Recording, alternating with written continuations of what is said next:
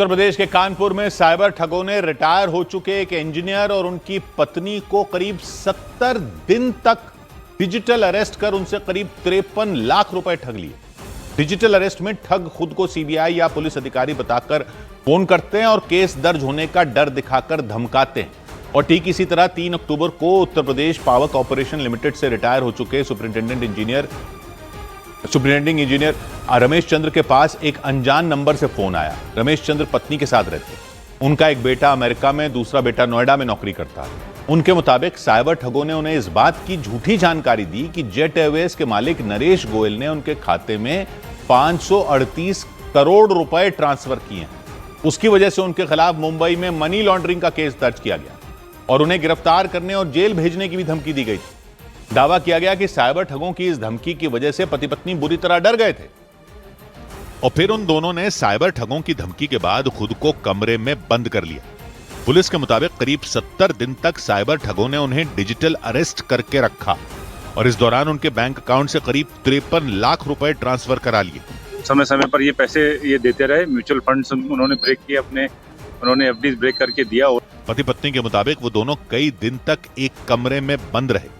हालांकि बाद में ठगी का एहसास होने के बाद उन्होंने पुलिस में केस दर्ज करवाया, जिसके बाद पुलिस एक्शन में आई। उधर उत्तर प्रदेश के गोरखपुर में खाद्य सुरक्षा विभाग ने करीब 30 टन खतरनाक केमिकल की मदद से चमकदार बनाए गए भुने हुए मिलावटी चने बरामद किए। जांच में पता चला मिलावटी चने मध्य प्रदेश और छत्तीसगढ़ से मंगवाए गए थे और इसकी सूचना मिलने पर खाद्य सुरक्षा विभाग की टीम ने गोरखपुर में लाल डिग्गी इलाके में मौजूद एक गोदाम पर छापा मारा। गोदाम से भुने हुए मिलावटी चने की 750 बोरियां बरामद की गईं। ये जो चना है ये मध्य प्रदेश और छत्तीसगढ़ से मंगाया गया था। लगभग 750 बोरी, कुल 28 से 30 टन जो है माल जब्त हुआ है। जांच में पाया गया कि भुने हुए चने को औरामीन नाम के खतरनाक केमिकल से चमकदार और पीला बनाया गया था। प्रथम जांच जो आई उसमें प्रूफ हो गया है कि इसमें केमिकल मिला के इसको पीला बनाया गया था, चमकदार बनाया गया था। जांच के लिए सैंपल भेजने के बाद खाद्य सुरक्षा विभाग ने भुने हुए मिलावटी चने को सील कर दिया। और गोरखपुर की तरह उत्तर प्रदेश के हापुड़ में भी खाद्य सुरक्षा विभाग ने छापेमारी कर करीब 2000 किलो मिलावटी चना जब्त कर लिया। जब्त किए गए चने की कीमत करीब 1.5 लाख रुपए बताई गई और खाद्य सुरक्षा विभाग के अधिकारियों के मुताबिक उन्हें हापुड़ में मिलावटी चना बेचे जाने की जानकारी मिली थी। इसी सूचना पर अधिकारियों ने हापुड़ की मंडी में छापेमारी की। इसी दौरान करीब 2000 किलो चना जब्त किया गया, जिसे रंगने के लिए खतरनाक केमिकल का इस्तेमाल किया गया था। ये वही चना है जिसमें कहा जा रहा है कि कोई केमिकल मिलाया जा रहा है, इसको चमक दिखाने के लिए, ताकि बाजार में इसकी खराब गुणवत्ता होने के बावजूद भी बेहतर बिक सके। खाद्य विभाग के अधिकारियों ने मंडी के अलावा कुछ दुकानों में भी जांच की और भुने हुए चने की गुणवत्ता जांचने के लिए उनके सैंपल जांच के लिए भेज दिए। उधर मध्य प्रदेश के टीकमगढ़ के कलेक्टर अचानक जिला अस्पताल का दौरा करने पहुंच गए। इस दौरान उन्हें मरीजों को दिए जा रहे खाने में कई गड़बड़ियां मिली। इसकी वजह से वो भड़क गए और उन्होंने वहां मौजूद कर्मचारियों से सवाल जवाब करने शुरू कर दिए।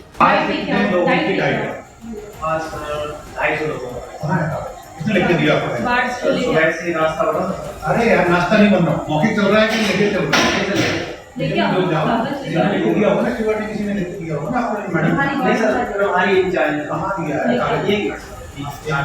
टीकमगढ़ के कलेक्टर के मुताबिक जिला अस्पताल में भर्ती मरीजों को पर्याप्त खाना नहीं दिया जा रहा था। यानी दिन भर में मरीजों को जितना खाना मिलना चाहिए उन्हें नहीं मिल रहा था। इसीलिए उन्होंने उस अस्पताल में खाना बनवाने वाली कंपनी के खिलाफ जांच के आदेश दे दिए। टीकमगढ़ के कलेक्टर ने जिला अस्पताल पहुंचकर वहां भर्ती मरीजों से भी बातचीत की और इसके बाद उन्हें पता चला कि मरीजों को फल, सलाद और बिस्किट जैसी चीजें भी नहीं मिल रही। इतनी मात्रा में दाल होना चाहिए उतनी नहीं थी। रोटियां कई जगह नहीं दी जा रही हैं, या फल था सेब फल नहीं मिल रहा है, बिस्किट नहीं मिल रहा है। टीकमगढ़ के कलेक्टर एक एक कर उस अस्पताल के कई वार्डों में गए और वहां भर्ती मरीजों से उस अस्पताल की व्यवस्था के बारे में सवाल किए। सुबह नाश्ता मिलता है,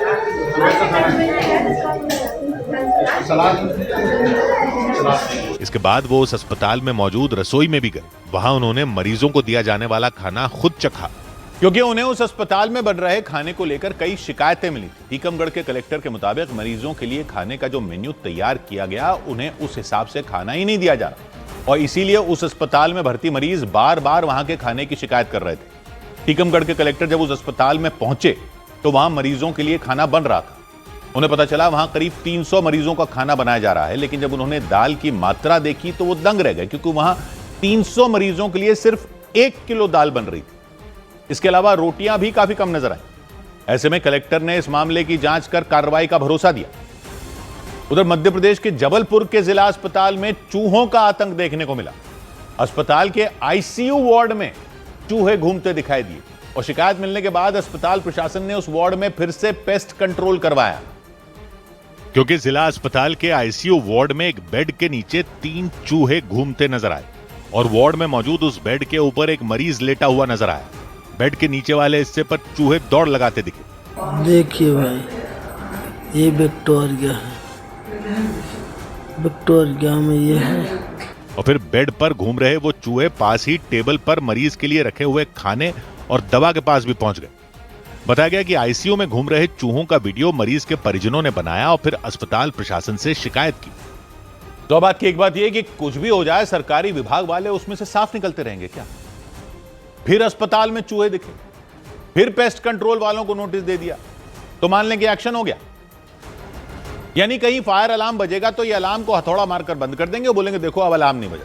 अरे भाई साहब, आग बुझानी थी ना, अलार्म की गलती थोड़ी थी। जबलपुर के जिला अस्पताल में आईसीयू वार्ड में चूहे घूमते मिले, बेड के नीचे चूहे दौड़ लगा रहे, ऊपर मरीज लेटा हुआ, चूहे खाने और दवा के पास पहुंच गए। और अस्पताल वालों को कैसे पता चला? जब मरीज के परिवार ने वीडियो बनाया और शिकायत की। अस्पताल वाले कहते हैं पास में निर्माण काम चल रहा था, इस वजह से चूहे आ गए। आपने देखे नहीं? पहले बच्चों की जान जा चुकी है चूहों से, इतनी हाय तौबा मची थी, लेकिन आपको फिर भी कोई डर नहीं। कह रहे हैं कि रिपोर्ट मांगिए, पेस्ट कंट्रोल वालों को नोटिस दिया। अरे पेस्ट कंट्रोल वाले तो जो करेंगे सो करेंगे, जिन लोगों को देखना होता है कि पेस्ट कंट्रोल में रहें वो क्या कर रहे थे। आपको पता ही नहीं चला कि वार्ड में चूहे हैं, आईसीयू वार्ड में। आपके घर में चूहे होते हैं, आपको पता नहीं चलता। उधर टीकमगढ़ जिला अस्पताल में कलेक्टर अचानक पहुंचे तो देखा कि मरीजों को खाना सही नहीं मिल रहा। 300 मरीजों के लिए 1 किलो दाल, चावल आधा कच्चा, रोटियां कम, फल सलाद बिस्किट कुछ नहीं। यानी वही सरकारी कहानी की कागजों में काम पूरा, मेन्यू में सब था, खाने में नहीं।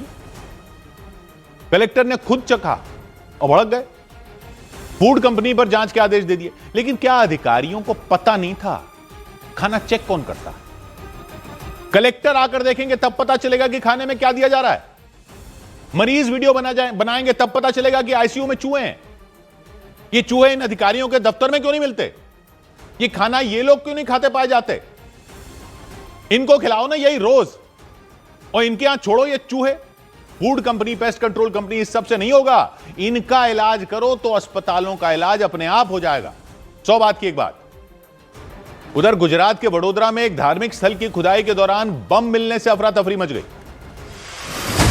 गुजरात के वडोदरा में एक धार्मिक स्थल के नजदीक चल रही खुदाई के दौरान बम मिलने से हड़कंप मच गया। पुलिस के मुताबिक ये बम 40 साल पुराना हो सकता है। हालांकि लोगों ने आशंका जताई कि किसी ने जानबूझकर उसे वहां रखा था। हरियाणा के नूह में उस वक्त बवाल हो गया जब एक कार्यक्रम के दौरान महिला डांसर से एक युवक ने बदसलूकी कर दी। इसके बाद वहां मौजूद लोगों ने उस युवक को पकड़ लिया और फिर लाठियों से उसकी बेरहमी से पिटाई कर दी। इस घटना की वजह से कार्यक्रम में काफी देर तक हंगामा होता रहा। मुंबई के बांद्रा वर्ली सीलिंग